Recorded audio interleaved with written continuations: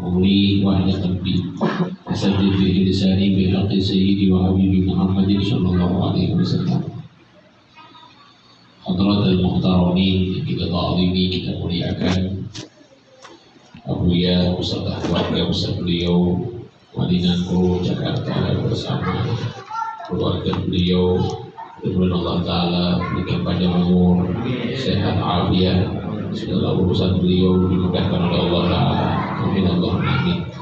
Juga yang kami hormati, kami muliakan para dewan guru yang sempat hadir, para jamaah yang insya Allah kita semua yang hadir di tempat ini, yang sakit disembuhkan oleh Allah Ta'ala, yang punya hajat, hajatnya dikabulkan oleh Allah, yang banyak masalah dikelirkan oleh Allah, pikiran kita difokuskan kepada Allah, hati kita dihilangkan dari dunia oleh Allah. Amin Allahumma amin. Alhamdulillah, pada malam hari ini kita bersyukur kepada Allah masih dalam keadaan sehat afiat. Ada satu hadis dari Nabi yang itu sampaikan, man asbaha aminan fi sirri, barang siapa di waktu pagi dia dikasih oleh Allah keamanan, mu'afan fi jasadi, dikasih keafiatan kepada jasadnya, wa indahu quti yaumih, dan pada hari itu dia punya makanan untuk dia makan. Maka kata Nabi Muhammad, faka'anna mahizat lahu dunya bihadzafiriha, maka seakan-akan dia itu diberikan oleh Allah dunia beserta isinya. Jadi orang itu kalau di pagi hari sudah dikasih keamanan, alhamdulillah kita aman dari tadi pagi. Gak ada bunyi bom, gak ada bunyi senjata, alhamdulillah. Gak ada orang dobrak-dobrak di rumah kita, gak ada. Aman betul, diberikan keamanan oleh Allah. Yang kedua dikasih keafiatan, alhamdulillah afiat, kita gak di rumah sakit. Ditambah lagi oleh Nabi SAW, dan dia pada hari itu punya makan, alhamdulillah kita makan. Di pagi, siang, malam makan terus. Maka kata Nabi SAW, faka'anna mahizat lahu dunya bihadzafiriha, orang itu seakan-akan diberikan oleh Allah dunia beserta isinya. Jadi dunia beserta isinya itu dikasih oleh Allah seperti itulah daripada tiga nikmat duniawi yang Allah sudah kasih dari pagi hari sampai dengan saat ini. Alhamdulillah ala hadhihi ni'mah, kita syukuri kepada Allah atas nikmat ini. Allah Ta'ala firmankan, wa in ta'uddu ni'matallahi la tuhsuha, kalau seandainya engkau menghitung satu persatu dari nikmat Allah, maka niscaya engkau tidak dapat menghitungnya. Satu-satu kita hitung. Coba bapak, ibu-ibu coba hitung nikmat dari tadi pagi. Dari bangun tidur. Coba bayangkan kalau bangun tidur tiba-tiba lihat kaki udah nggak ada. Jadi alhamdulillah bangun tidur kaki masih ada, masih bisa jalan ke toilet. Ini nikmat dari Allah Ta'ala. Nafas masih teratur, ya kan? Mata masih bisa melihat. Ini semuanya nikmat yang Allah kasih. Maka kalau kita hitung satu persatu, maka niscaya kita tidak dapat menghitungnya. Alhamdulillah, la ilaha illallah. Sehingga para ulama mengatakan nikmat daripada makom syukur ini makom yang tertinggi. Jadi para waliullah itu ibadah sudah bukan lagi menghitung pahala dan dosa. Jadi ibadah mereka itu sudah bentuk terima kasih. Jadi ibadah mereka para waliullah itu adalah bentuk terima kasih. Dan nggak ada lagi istilah saya masuk surga dengan saya ibadah, nggak ada lagi gitu mereka.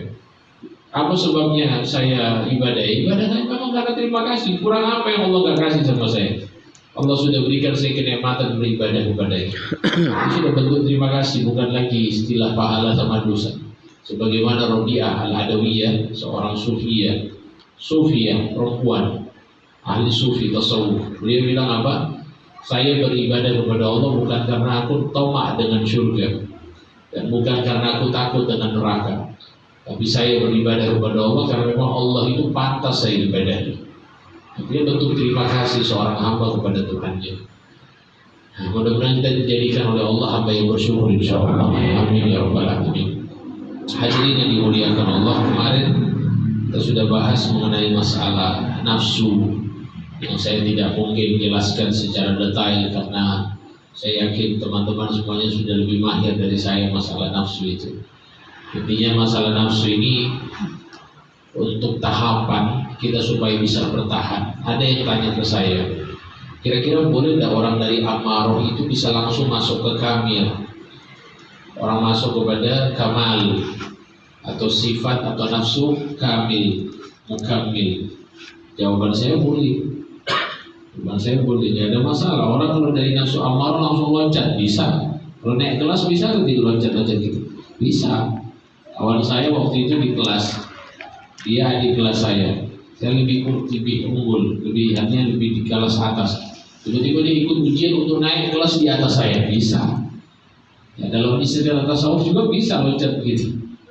Ya, tinggal kesembuhan dari mana dari kita ini sungguh-sungguh atau tidak. Ya, ada orang yang langsung, di situ kita lihat sebagaimana para sahabat Nabi itu kan dari keadaan yang tadinya benci kepada Nabi, tiba-tiba dia ingin membunuh Nabi dari belakang. Nabi tengok dia, kamu ngapain? Dia bilang tidak ya Rasulullah. Dia munafik dia waktu itu, dia ingin bunuh Nabi, dia taruh pisaunya di belakang dia. Tiba-tiba dia, Nabi sudah balik lagi, dia kejar Nabi, mau bunuh Nabi, tiba-tiba Nabi tengok, mengapa kamu disembunyi lagi? Tidak ya Rasulullah, tidak mengapa-ngapain. Akhirnya Nabi sudah mulai tahu, oh ini ada maksud buruk ini. Langsung Nabi SAW memegang dadanya. Setelah dipegang dadanya, kata orang tersebut, demi Allah, tidaklah Nabi mengangkat tangannya ketika dia letakkan tangannya di dada saya. Nabi itu adalah makhluk yang paling saya benci. Tidaklah tangan itu lepas dari dada saya kecuali Nabi Muhammad makhluk yang paling saya cintai. Itu namanya perubahan. Dan ini kita bisa dapati dari guru. Pandangan mereka, kasih sayang mereka, itu yang disebut dengan seorang murid bagaimana dengan gurunya. Jadi pandangan itulah yang merubah keadaan seorang murid. Sebagaimana Nabi Muhammad juga bisa merubah hati yang ketika tadinya benci kepada Nabi menjadi cinta kepada Nabi Muhammad SAW, menjadi iman, yang tadinya kufur menjadi iman. Nah itu dalam tasawuf dibahas. Intinya kita semua yang hadir di tempat ini harus dicambuk dulu. Saya yakin kawan-kawan gak semua baca la ilaha illallah khusyuk, ya kan? Pasti pikirannya kemana-mana, ya memang harus dicambuk. Saya yakin ada kawan-kawan yang baca la ilaha illallah capek karena selesainya ya Allah. Ya memang begitu. Itu memang nafsu amarah itu harus dicambuk memang. Gak ada. Ya walaupun kita tutup mata, walaupun dengan kemampuan pasti hati kita juga ada yang kelalaian. Jangankan dipikir di sholat pun lalainya masih tinggi. Nah itu nafsu amarah itu perlu dicabut, itu dibiasakan. Lama-lama insya Allah bisa masuk kepada tingkatan yang berikutnya. Saya ingin kasih tips yang sederhana buat kita yang ingin masuk kepada tingkatan yang lebih tinggi dari nafsu yang sekarang kita rasakan. Itu dua caranya. Yang pertama adalah qillatul akil, sedikit makan. Yang kedua adalah paksakan ibadah. Jadi kalau malas itu dipaksakan. Saya malas baca Quran, paksakan. Malas baca waqiah, paksakan. Malas zikir, paksa. Jangan biasakan kita ikut nafsu itu. Kita paksa, kita lawan. Itu yang pertama. Yang kedua adalah qillatul akil, sedikit makan. Bukan sedikit-sedikit makan. Ada kan yang sedikit makan, ada yang sedikit-sedikit makan. Itu yang repot, tidak sedikit-sedikit makan. Yang gak bisa lihat apa-apa, dia kan makan. Jadi makan. Tak bisa lihat apapun. Nah ini yang sulit ya. Jadi kalau para ahli tasawuf itu mereka makanan banyak, tapi mereka tidak terlalu tergiur mau semuanya. Coba kalau kita lihat, saya yakin di tempat-tempat kita, pokoknya yang namanya tempat ahli tasawuf itu makanannya paling banyak. Itu sengaja, itu kenapa seperti itu? Itu sebenarnya melatih. Coba lihat kalau guru-guru kita kalau makan, mereka makan begini sudah, baru makanan banyak sekali tapi sudah dimakan sampai. Ini orang-orang yang dekat dengan Allah. Jadi qillatul akli, sedikit makan. Ini kita bagi tiga, kan Nabi ajarkan sepertiga untuk makan, sepertiga untuk minum, sepertiga untuk nafas. Kalau zaman sekarang ini kata guru saya sudah beda. Jadi makanan sudah sampai di leher. Orang makan sampai di leher makanannya. Airnya jalan di sela-sela makanan. Dan nafas diserahkan kepada Allah Subhanahu wa taala. Ini kayak penting kalau cara makan kayak gitu. Nah, sehingga itu yang mengganggu itu sehingga bisa jadi malas. Orang kalau banyak makan berarti banyak minum. Orang banyak minum berarti banyak tidur. Gitu. Sehingga salah satu jalan kewilayahan, wilayah ini kan kewalian, itu 4. Empat ini yang dipakai semua turuk, semua jalan ahli tasawuf, toriko semua pakai empat ini. Gak ada toriko gak pakai empat ini. Pasti empat ini harus dikurangi semuanya. Namanya kita ingin menuju sairun ilallah, orang yang ingin menuju kepada Allah, empat ini harus dikurangi. Nomor satu, sedikit makan. Nomor dua, sedikit tidur. Nomor tiga, sedikit bicara. Nomor empat, sedikit ngumpul-ngumpul yang tidak manfaat. Itu yang harus disedikitkan semuanya. Jadi kalau ingin menuju kepada Allah, oh saya ingin menuju kepada Allah, tapi saya mau bikin itu banyak semua yang empat tadi, nggak mungkin bisa. Empat ini harus dikurangi semuanya. Bukan dihilangkan ya, dikurangi. Sedikit makan, sedikit tidur, sedikit bicara, dan sedikit ngumpul yang tidak manfaat. Di mana tempat ngumpul yang tidak manfaat? Ada juga. Karena di depan itu banyak juga itu manfaat. Tapi insya Allah manfaat. Kan bicara Tuhan dari depan itu. Ya, sambil ahli hisab juga di situ banyak juga tempat itu. Tapi nggak apa-apa. Ya kita melatih. Saya tidak sampaikan harus dihilangkan, enggak. Dikurangi. Jadi kita kurangi tadi itu makan, tidur, bicara, sama ngumpul yang tidak manfaat. Kalau manfaat silakan. Ayo gimana? Kira-kira gimana ini? Masalah hati kita bahas, masalah nafsu kita bahas itu. Apa? Namanya itu muroja, mengulang daripada apa yang kita dengar dari guru-guru kita. Seperti itu. Jadi hal-hal ini yang perlu kita mungkin ya tekankan lagi di dalam diri kita. Kemudian yang berikutnya, untuk masuk kepada tingkatan itu tadi yang pertama tadi, mohon maaf ya tadi sedikit makan. Yang kedua adalah Allahumma shalli ala sayyidina Muhammad. Paksakan diri kita untuk ibadah. Pokoknya kalau datang malas paksa. Gak bisa zikirin, gak apa-apa. Gak khusyuk, gak ada masalah. Okay. Yang ketiga kata para ulama kaum salihin adalah merasa diri salah. Jadi kalau melakukan sesuatu, kamu salah ini, ya saya salah. Jangan ngotot mau bantah, jangan. Ini cara mendidik nafsu. Okay. Kalau salah ya salah sudah, nggak usah. Walaupun ada benarnya sebenarnya, cuma kita sudah oke salah.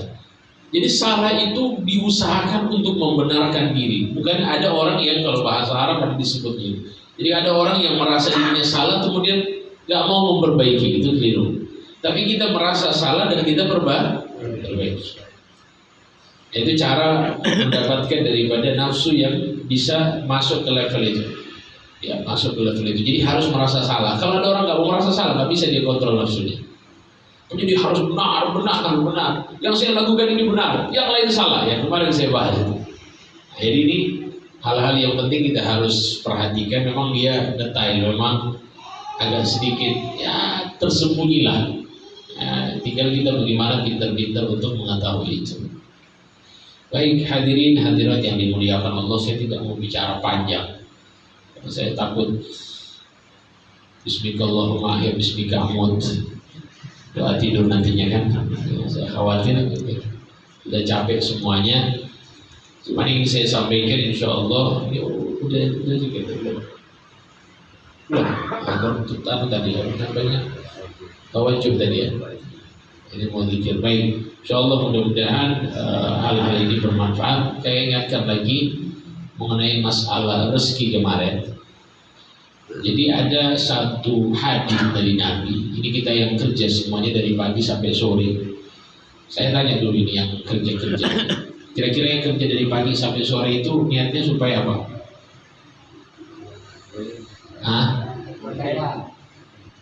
Mereka ya? Jujur kali ini, Masya Allah. Ini yang saya suka jujur. Kalau kaya mau ngapain? Ya, hidup senang lah. Masya Allah, hidup senang. Ini jujur ini, bagus. Artinya ya kita ini kadang-kadang yang di hati kita ini yang keluar di lisan bohong biasanya. Ini beliau sampaikan yang ada di hati, bagus itu.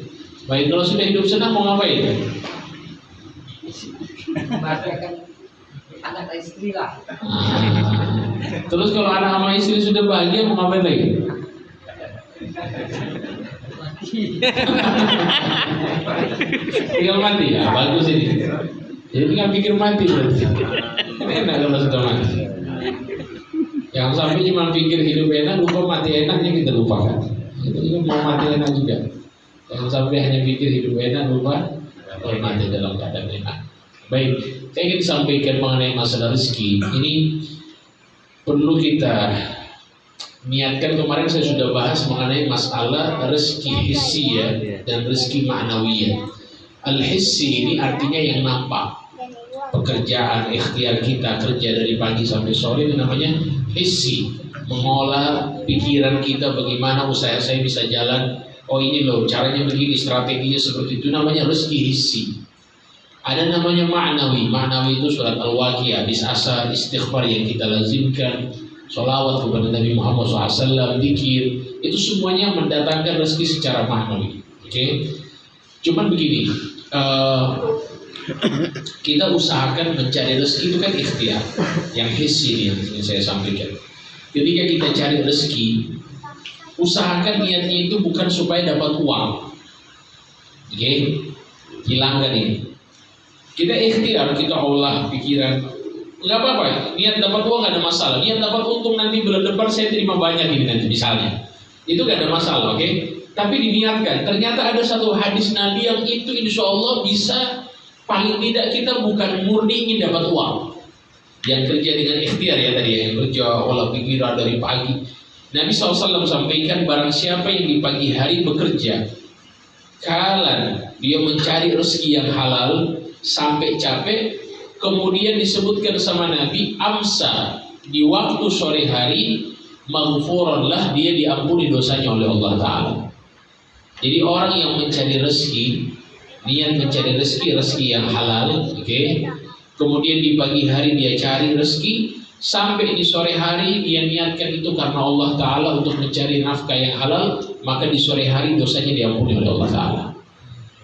Jadi saya ingin sampaikan, kita yang ikhtiar dari pagi, cari kerja dari pagi, diniatkan dua.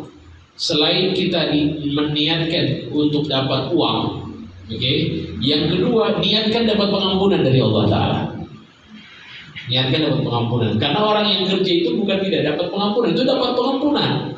Yang kita pikir kita capek-capek kayaknya cuma uang yang kita dapatkan, enggak, kita dapat pengampunan. Jadi usahakan tapi harus ada harapan. Harapan saya dapat pengampunan. Oke, jadi supaya nyambung semua ya. Karena kalau yang saya sampaikan kemarin, hissi itu kan hanya kerja, berusaha sebisa mungkin mengatur strategi dalam bisnis dan lain-lain. Berarti hanya bisnis dan dirinya. Dia nggak melibatkan Allah berarti, ya kan? Yang melibatkan Allah itu hanya surat Al-Waqiah sama istighfar tadi, gitu kan? Yang rezeki ma'nawi. Tapi kalau rezeki hissi ini seakan-akan nggak melibatkan Allah. Tapi tidak, yang melibatkan Allah juga bisa kita masukkan dalam rezeki hissi. Yaitu apa? Kita niat cari untung dalam kerjaan kita, dalam bisnis kita, sekaligus berharap mendapatkan pengampunan dari Allah. Bisa dipahami ya? Baik, ini mungkin insya Allah semakin kita bisa berpikir, ya insya Allah rezeki gak akan tertukar. Ada satu syair menyebutkan bahwa walladzi li ghairik lam yasil ilaik, yang sudah ditetapkan kepada selainmu tidak akan sampai kepadamu. Yang sudah ditetapkan kepada selainmu tidak akan sampai kepadamu. Walladzi qusiblak hasilun ladai, dan yang Allah sudah tetapkan kepadamu pasti kamu akan dapatkan. Gak mungkin gak? Gak mungkin gak? Mustahil. Gak mungkin tidak. Pokoknya yang Allah sudah tetapkan pasti sama kita. Cuma rezeki ini kan ada dua, ada yang halal, ada yang haram. Ada orang yang terlalu tergesa-gesa ingin dapat uang, akhirnya cari jalur yang hati-hati. Jangan dulu, kita bisa dapat jumlah itu, jangan khawatir. Jangan khawatir, kita bisa dapat jumlah itu. Cuma Allah kasih dengan tahapan. Kita nggak bisa, oh saya mau sekaligus, akhirnya diterima sekaligus, repot itu nanti. Akhirnya dia pakai jalur yang haram. Padahal jalur yang halal Allah sudah siapkan buat dia. Sebagaimana Sayyidina Ali bin Abi Thalib waktu itu sudah mau sholat di masjid, pas takbiratul ihram, tiba-tiba kuda beliau di luar masjid itu berteriak, berarti diambil sama orang. Ya, kalau kita kan sekarang pakai mobil, ya dulu pakai kuda, teriak kudanya, wah kudanya teriak, Sayyidina Ali bin Abi Thalib keluar masjid memanggil orang yang mencuri kudanya. Hei fulan, sini, dipanggil kudanya. Orangnya namanya mencuri, kira-kira bagaimana? Dia mau kembali juga. Tidak mungkin, dia tetap lari terus. Datang satu orang sama Sayyidina Ali, ya Imam, ya Ali, kenapa engkau panggil kuda itu lagi? Kenapa engkau panggil pencuri itu lagi? Sudah, kamu ini sudah mau sholat loh ini. Sudah mau menghadap Allah, kenapa kamu masih mikir sama dia? Dan tidak, saya kasihan sama dia. Saya kasihan sama dia. Kasihan kenapa? Saya panggil dia itu supaya dia datang ke sini. Saya kasih itu kuda sama dia, supaya dia tidak dapat dari jalur yang haram, dia dapat dari jalur yang halal. Kira-kira mobil itu diambil misalnya sama orang. Misalnya, nah, kira-kira mobil kita satu-satu itu diambil sama orang. Kita panggilnya sini, nanti mau dikasih misalnya gitu. Itu kan sudah rezekinya dia. Kira-kira bisa nggak kita gitu? Hah? Kayak Sayyidina Ali tadi? Nggak bisa. Kenapa? Mahal. Baik, saya tanya sekarang. Mobil kita hilang, kira-kira sedih atau tidak kita? Sedih ya? Baik. Mobilnya satu orang Makassar, kita nggak tahu siapa. Mobilnya hilang, kita baca di berita mobilnya hilang. Kira-kira sedih nggak kita? Kenapa? Nah ini repot ini. Ya kita masih begini. Jadi kita ini yang memang masih merasa memiliki. Jadi innalillahi sama kita ini sebenarnya masih kurang innalillahi. Kita ini semua yang kita punya itu milik Allah. Wa inna ilaihi raji'un. Nah, sudahlah insyaallah. Memang ya makomnya kita memang pantas hidup di zaman ini kita ya. Hidup di zaman Nabi gak cocok semua kita ini. Jika di zaman Nabi itu ada yang bilang, ada yang dari satu orang murid bilang sama gurunya di zaman ini. Dia bilang, ya Syekh, saya ingin hidup di zaman Nabi. Ditempelin sama gurunya. Cuma kenapa kamu tempelin? Ngapain kamu di zaman Nabi? Mereka itu pilihan. Kata guru murid ini, tapi saya mau di zaman Nabi. Mereka itu para sahabat Nabi dipilih oleh Allah untuk Nabi SAW. Saya ya Allah, sehingga kamu ini memang dihidupkan di zaman ini. Kalau kamu hidup di zaman Nabi, saya prediksi kamu itu kawannya Abu Jahal. Ini bukan kawannya Nabi, bukan sahabat Nabi, tapi sahabatnya Abu Jahal. Karena sifat kamu ini gak pantas di zaman Nabi gitu. Iman kamu ini gak pantas di zaman Nabi. Sehingga imannya Abu Bakar itu iman yang paling luar biasa. Sayyidina Abu Bakar As-Siddiq radhiyallahu anhu. Sayyidina Abu Bakar itu sampai disebutkan bahwa beliau itu sahabat yang paling yakinnya paling tinggi. Sehingga kalau kita baca di dalam riwayat Sayyidina Abu Bakar As-Siddiq itu kata Nabi, "Lau wuzina imanu Abi Bakar ma imanul ummah la rajaha imanu Abi Bakar." Kalau seandainya ditimbang imannya Abu Bakar dengan imannya umat ini, maka yang lebih tinggi dari imannya umat itu dari zaman Nabi Adam sampai akhir zaman. Ditimbang imannya Abu Bakar dengan imannya umat ini semuanya, maka yang lebih berat adalah imannya Abu Bakar. Gak ada yang bisa kalahkan beliau, gak ada. Sehingga Abu Bakar ini menjadi sahabat yang paling disayang sama Nabi, luar biasa. Itu sampai-sampai para sahabat itu disebutkan oleh Nabi semua. Setelah para nabi dan rasul, yang paling afdal setelah itu adalah Abu Bakar. Keyakinannya tinggi. Sehingga Abu Bakar As-Siddiq itu beliau apapun yang disampaikan sama Nabi dia percaya. Yakinnya tinggi, gak pernah takut miskin. Sayyidina Abu Bakar itu kalau datang sama dia, Sayyidina Umar bilang, saya itu gak bisa kalahkan Abu Bakar. Kata Sayyidina Umar, saya gak bisa kalahkan Abu Bakar. Setiap kali saya sedekah ke orang fakir miskin, orang fakir miskin bilang apa? Abu Bakar sebelum kamu sudah datang. Kita Sayyidina Umar sakit hati terus, saya kalah terus dari Abu Bakar. Jadi sahabat itu bukan sakit hati gara-gara ingin melawan iri, bukan. Tapi jubto, merasa tersaingi dalam ibadah itu kita dianjurkan, ada masalah. Yang penting jangan hasud. Bedakan antara hasud sama jubto. Kalau hasud itu menginginkan nikmat orang lain hilang. Kalau jubto itu memberikan motivasi. Dan misalnya lihat guru-guru kita dengan amalannya, kita termotivasi, saya harus seperti dia, saya harus bisa mengalahkan. Namanya fastabiqul khairat, berlomba-lomba dalam kebaikan. Itu dibolehkan dalam Islam. Masya Allah. Jadi kata Sayyidina Umar, saya itu setiap kali sedekah pasti orang bilang apa, Abu Bakar sudah lewati sebelum kamu. Jadi sebelum Sayyidina Umar datang, Abu Bakar sudah datang lebih awal. Jadi kata Sayyidina Umar, kok nggak pernah saya menang dari Abu Bakar ini. Akhirnya Sayyidina Umar bin Khattab apa yang dilakukan? Dia kumpul hartanya, dia bilang saya akan kalahkan Abu Bakar. Datang sama Nabi dia kasih hartanya kepada Nabi. Pas dikasih sama Nabi, Nabi bilang, apa yang kamu tinggalkan untuk keluargamu? Apa yang kau tinggalkan untuk keluargamu? Maka dia jawab sama Sayyidina Umar bin Khattab, ya Rasulullah, taraktu mitla, yang aku tinggalkan untuk keluargaku sebagaimana aku kasih sama kamu sekarang. Artinya separuh saya kasih kepadamu, separuhnya saya tinggal di rumah. Baik kalau begitu, Masya Allah, mudah-mudahan Allah berkahi hartamu. Akhirnya datang Sayyidina Abu Bakar. Kata Sayyidina Umar, saya kalahkan ini. Artinya saya sudah kalahkan. Saya lebih awal berarti datang kepada Nabi. Abu Bakar baru datang bawa hartanya. Dikasih sama Rasulullah. Ya Rasulullah ini, kata Abu Bakar.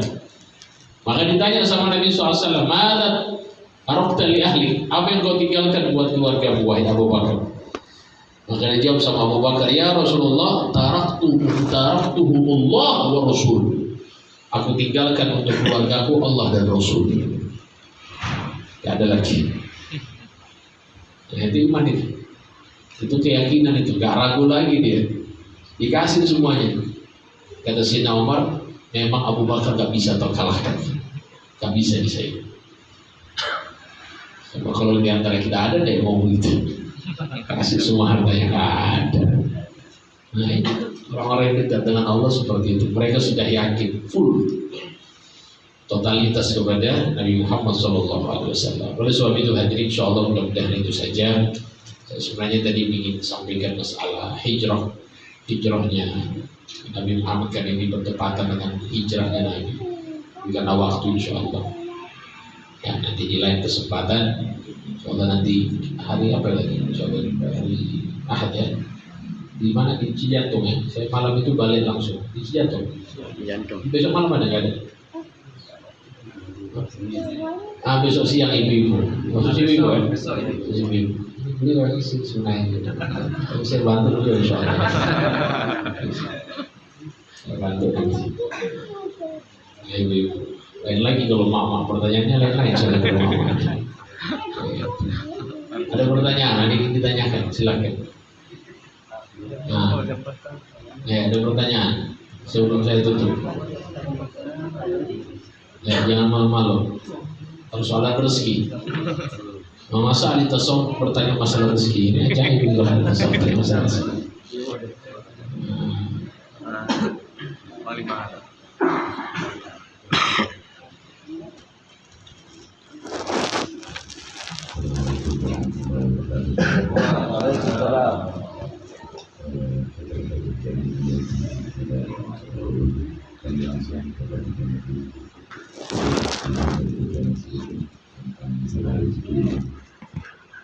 Kami menginginkan cara dan metode untuk menyerahkan semua urusan dan masalah bagaimana lebih mudah secara sifat kami ada yang tidak ada ini dalam memahami sesuatu kehidupan ada mudah kami laksanakan saling mengenali ini zahirnya sifat pelajaran yang terjadikan bahwasanya itu adalah sebuah sifat itu yang kami cita-cita dan kami buat baik agar tidak sia-sia waktu kami belajar dengan sifat itu. Assalamualaikum warahmatullahi wabarakatuh.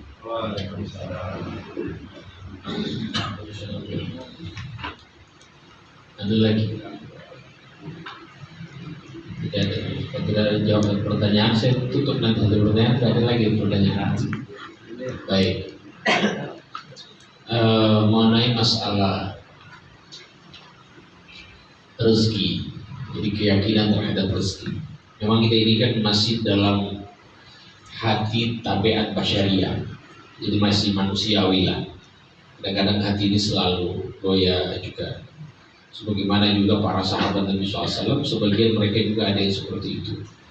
ya sampai-sampai mereka ada yang kelaparan dan lain-lain. Artinya sebenarnya begini, sebenarnya ini bukan kaitannya dengan pekerjaan yang kita lakukan insya Allah atau amal yang kita lakukan, tapi ini kaitannya dengan hati. Ini kan masalah rezeki, ini kan masalah hati sebenarnya, bukan ada dan tidak adanya uang. Kemarin saya sudah sampaikan, orang yang rezeki itu kan mengenai masalah kekhawatiran di dalam hati. Bukan ada uang dengan tidak adanya uang. Buktinya orang ada uang pun juga takut terhadap rezeki. Takut. Coba tanya sama orang ada uang, takut sama rezeki, takut mereka. Takut bangkrut, ya kan? Jadi dijaga, hartanya disimpan baik-baik, itu kan takut itu namanya. Hanya disimpan, pokoknya jangan sampai boros di sini, ditahan betul akhirnya luar biasa misalnya. Itu ada orang yang seperti itu. Jadi bukan ada dan tidaknya. Nah sehingga mungkin supaya bisa lebih yakin dengan janjinya Allah, setiap kita kasih satu Allah ganti dengan 10 kali lipat. Sebenarnya itu dengan membaca, dengan ilmu. Di nomor 1 itu ilmu, kita harus tahu. Man ja'a bil hasanati falahu asyru amthali. Orang yang bikin satu kebaikan Allah ganti 10 kali lipat. Itu keyakinan dalam hati. Kemudian Nabi SAW sampaikan, man lazimal istighfar ja'alallahu lahu min kulli dhikin makhraja wa min kulli hammin faraja wa yarzuquhu min haitsu la yahtasib. Orang yang selalu melazimkan istighfar dalam hidupnya, Allah kasih setiap kesempitan dikasih jalan keluar, setiap kesedihan dikasih kebahagiaan, dan Allah berikan rezeki dari hari yang tidak terduga. Itu ilmu. Kita sudah mulai tahu. Kadang-kadang memang ayat sering hilang kalau dapat masalah. Hadis hilang juga kalau dapat masalah. Cuma itu paling tidak kita punya dasar. Yang kedua, keyakinan itu tergantung dari naik turunnya iman. Dan ingat ya, yakin itu lebih tinggi dari iman. Iman itu di bawah. Sehingga disebutkan oleh Nabi, al-yaqin imanu kullu. Keyakinan itu adalah iman keseluruhan. Jadi orang kalau sudah dapat tingkat keyakinan seperti Abu Bakar, nah itu luar biasa itu. Seperti para sahabat Nabi yang lain. Jadi intinya kita bagaimana kasih full ini iman ini. Sehingga ketika kita dapat masalah, kita nggak jatuh, nggak drop. Orang kadang-kadang ini kan yang bikin drop kita ini kan karena iman turun. Coba kalau iman stabil, nggak mungkin kita drop. Ya kan? Coba kalau iman lagi enak-enak, dapat masalah kecil. Tapi kalau iman lagi drop, masalah kecil jadi besar. Iman lagi nggak stabil. Nah itu yang repot. Nah intinya insya Allah ini bukan dari zahirnya. Ya, tinggal bagaimana kita tingkatkan keimanan kita. Jangan lakukan maksiat, berbanyak istighfar, berbanyak. Ini kalau rezeki itu 2 yang kita perbanyak ya. Rezeki itu 2 yang kita perbanyak. Yang pertama istighfar, yang kedua al-waqiah yang sampai kita putus. Ada asar kita baca al-waqiah. Al-waqiah rutin kan? Insya Allah. Atau apa namanya? Ada orang yakin, dia tahu bahwasanya al-waqiah itu pada tanggal sekitar tidak dibaca. Itu yang heran itu memang. Gak dibaca, dia tahu pada tanggal sekitar tidak dibaca. Istighfar pada tanggal sekitar dibaca juga. Nah intinya insya Allah, ini saya lihat semua kawan-kawan MPTT ini semuanya ahli sedekah. Saya nggak lihat semuanya bakhil, nggak ada yang bakhil saya lihat. Nggak ada, semuanya masya Allah. Di jalan itu kalau saya lihat semuanya dikasih. Pokoknya orang di mana, ya tempat parkir wajib dikasih. Kalau nggak dikasih jalan nanti kita diancam mobil kita pasti. Ya untuk dikasih tukang parkir, dikasih orang yang ngamen dikasih, masya Allah. Saya lihat luar biasa. Pokoknya jamaah MPTT itu nggak pernah nolak, nggak pernah. Jadi selama ini saya ada ya, selama yang bawa saya ke sana kemari, yang driver saya itu semuanya. Nggak pernah kalau ada orang datang nggak dikasih, pasti dikasih. Nanti ini yang mungkin rahasia yang Allah kasih. Intinya ini hal-hal yang penting mungkin kita bisa jaga keyakinan terhadap rezeki. Kemudian yang kedua mengenai apa yang didapati sama guru. Jangan prasangka buruk sama guru. Jangan prasangka buruk sama sekali. Karena kalau kita lihat dulu, ini pemberian itu sesuai dengan apa yang kita sangkakan. Kalau kita ingin pemberian yang banyak, maka kita harus sangka baik juga yang baik. Semuanya punya sangka baik penuh. Taslim kepada guru, taslim.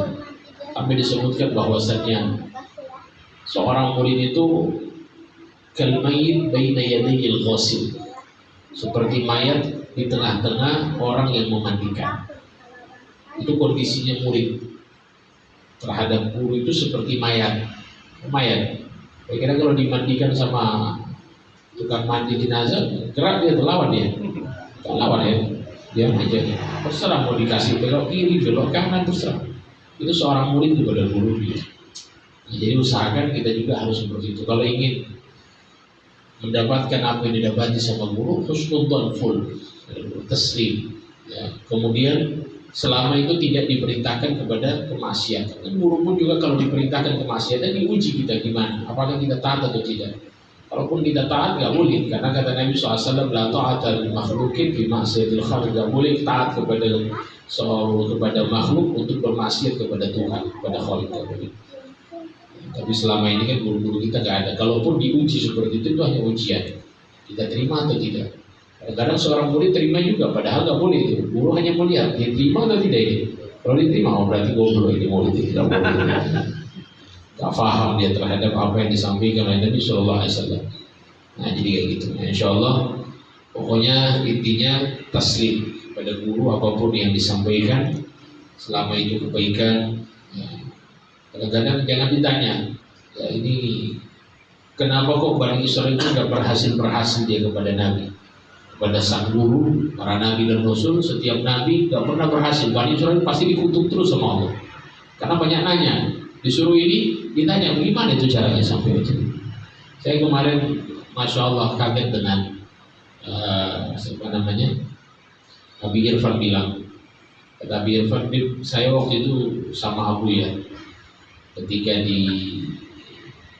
pas sudah selesai di Beat, saya tanya sama Abu, saya ini tugasnya apa? Artinya langsung minta tugas. Kata Abu, kamu cari kawan-kawan Abu yang ada di Jawa. Tapi gimana ini cara-cara? Artinya terlintas dalam hatinya mungkin begitu. Gimana saya cari kawan-kawan aku sih? Gak ditanya lagi, gak ditanya aku kawan-kawannya di mana, aku sebelah mana saya bisa datang misalnya. Kan bingung kan? Gak tahu mau kemana mau cari kawan-kawannya aku. Yang masih hidup dan yang sudah meninggal gak tahu. Yang masih hidup dan sudah meninggal, kira-kira gimana itu? Kalau kita jadi murid kita tanya mana ini? Saya nggak tahu yang mana mau dicari. Tapi seorang murid yang paham, dia nggak perlu tanya, sudah oke, saya ke Jawa pokoknya, nggak ada urusan. Itu yang tadi malam dicerita sama Abi Irfan. Akhirnya pergi. Jadi waktu itu Abi Irfan hanya bilang sama wali Jakarta, wali ini saya gini-gini. Kata Abu pergi cari kawan-kawan Abu yang masih hidup yang sudah meninggal di daerah Jawa. Kata wali sudah Bismillah. Akhirnya jalan. Kemarin dicerita tadi malam, akhirnya sampai di di tol namanya tempat singgah ini rest area. Ini lagi terus di rest area, tiba-tiba ada orang datang pakai baju gaul begitu, dikawal sama ustadz. Langsung assalamualaikum, salaman, pasti tahu ternyata anaknya Habib Lutfi. Masya Allah. Langsung dibawa, ayo pergi ke rumahnya Abah. Bawa ke rumahnya Habib Lutfi, jumpa sama Habib Lutfi. Hanya sudah ngobrol, tanyalah Abi Irfan, mau tanya kawan-kawannya Abu. Coba lihat ini kan polosnya Habib Irfan tanya sama siapa? Habib Lutfi tanya kawan-kawannya Abu di mana ini, yang masih hidup yang sudah meninggal. Habib Lutfi langsung tunjukkan, kamu pergi ke sini. Ya, di pelosok dimanapun. Kalau memang betul-betul dia ingin cari guru, sampai disebutkan oleh para ahli tasawuf, idza sadaqal murid lawajada syekh inda babi baiti. Kalau seorang murid itu sungguh-sungguh mencari guru, maka dia akan temukan gurunya di depan pintu rumah dia. Artinya saking guru itu pasti akan dihadirkan untuk seorang murid itu. Tapi betul-betul memang dia cari guru. Tapi kalaupun misalnya ada orang yang sudah dekat dengan guru, sudah tahu-tahu ya, tapi memang kalau nggak sungguh-sungguh nggak akan dapat. Gitu. Itu sampai ahli tasawuf bilang seperti itu. Pokoknya kalau seorang murid sungguh-sungguh cari guru, pasti dia akan dapat. Mau dimanapun dia, mau dia tinggal di mana, nggak pernah kenal dengan siapapun, tapi kalau betul-betul pasti Allah perjumpakan. Pasti. Nah, sehingga ada salah seorang ulama dari Maghrib, namanya Sayyid Yusuf bin Abid Al-Hasani. Beliau cari guru beliau di Yaman. Jadi beliau dari Maghrib ini daerah Maroko sana. Jadi dari Maroko pergi ke Yaman. Jadi gurunya di mana? Di Yaman. Dia nggak pernah tahu, pokoknya dia tahun itu datang. Dia bilang, saya ini sudah berapa kali mimpi, dan sosok itu saya nggak tahu siapa. Jadi mimpi sosoknya saya nggak tahu. Pokoknya bayangan saya cuma dia terus. Akhirnya ditanya sama orang-orang Maghrib, kata orang Maghrib, kamu harus pergi ke timur, kamu harus pergi ke daerah Arab. Ini orang ini kayaknya daerah Arab ini. Kamu harus pergi ke sana. Hanya berangkat sampai ke Madinah. Sampai di Madinah dia curhat, cari orang-orang ulama-ulama di sini. Dia sampaikan mimpinya seperti apa, begini. Akhirnya memang langsung disuruh untuk pergi ke Yaman. Di Yaman pun bukan di Yaman, masuk di pelosok, di tempatnya Syekh Abu Bakar bin Salim. Itu pelosok, bayangkan dari tempat saya belajar kurang lebih 40 menit lagi ke dalam. Pelosok, artinya bayangkan dari Maroko sampai ke situ aja. Tapi ternyata itu beliau, Syekh Abu Bakar bin Salim, gurunya Sayyid Yusuf bin Abid itu sudah sampaikan kepada murid-murid, nanti akan datang di tempat ini tamu murid saya yang saya tunggu sebelum saya akan wafat.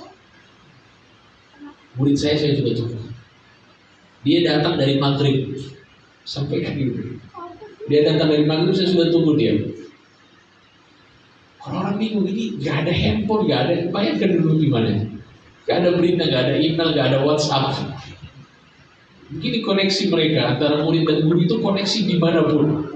Akhirnya subhanallah langsung datang Sayyid Yusuf bin Abid dan disambut oleh Syekh Abu Bakar bin Salim. Ini dia yang saya tunggu. Murid terakhir. Kaget semua murid, Masya Allah. Dari mana? Dari Maghrib, dari Maroko. Ini yang disambut. Karena emang sudah disampaikan dia datang dari Maghrib, namanya ini sudah disebutkan sama gurunya. Akhirnya datang, Masya Allah. Dan itu termasuk guru yang paling murid yang paling disayang oleh guru. Tapi sampai di akhir hayatnya itu Sayyid Yusuf bin Abid bilang kepada Syekh Abu Bakar bin Salim, kata beliau, saya minta dari apa yang Allah telah berikan kepadamu. Kata Syekh Abu Bakar bin Salim, saya sudah kasih sama kamu apa yang saya sudah kasih, sekarang sudah cukup. Sisanya saya akan bagi-bagi kepada anak keturunan saya. Ini makom kewilayahan dikasih kepada orang-orang yang istiqomah dari murid-muridnya. Jadi ini daripada Syekh Abu Bakar bin Salim itu termasuk anak turunannya Habib Umar bin Hafid. Umar bin Hafid termasuk anak turunan daripada Syekh Abu Bakar bin Salim. Jadi ini hal-hal yang penting kita harus perhatikan seorang murid kepada gurunya. Paling penting itu taslim, husnudzan. Apapun yang disampaikan guru. Ada yang nggak enak dipandang dari guru, sudah, buang jauh. Jangan kita prasangka yang tidak siap. Insya Allah itu bisa mengamankan hati kita. La ilaha illallah. Oke, itu saja mungkin. Ya, saya semakin besar pandangan kita kepada guru dengan kebaikan, maka semakin besar juga kebaikan Allah yang Allah akan berikan kepada kita. Insyaallah mudah-mudahan manfaat. Terima kasih. Allahumma fi bila qawmi tariq. Assalamualaikum warahmatullahi wabarakatuh.